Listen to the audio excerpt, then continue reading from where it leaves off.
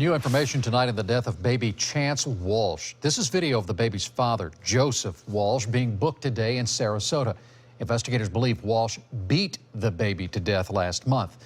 These new details behind the child's murder are disturbing, too. And we also have learned that the Department of Children and Families has investigated the father in the past. News Channel 8's John Rogers joining us now. He is live outside the Sarasota County Jail with the latest. Good evening, John. Good evening, Keith. We've learned from the DCF that in recent years they've removed a number of children from Joseph Walsh's home. And also in the light of this gruesome, terrible crime, they're now launching an investigation.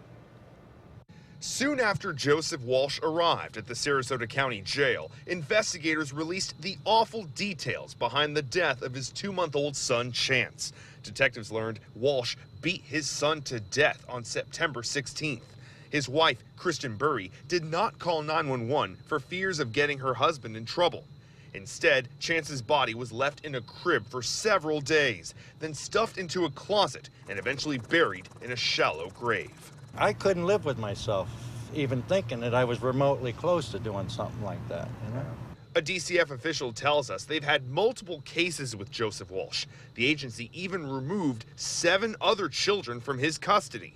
In the wake of Chance's murder, DCF is launching an internal investigation to see if more could have been done to save the boy.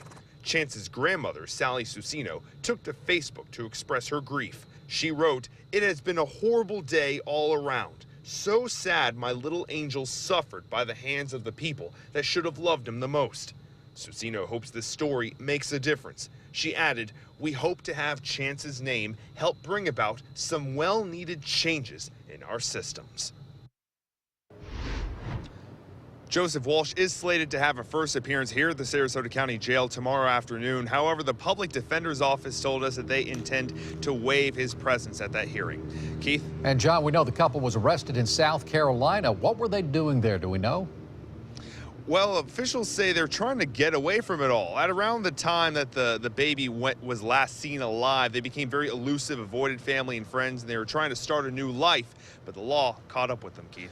John Rogers live in Sarasota County tonight. Thank you, John.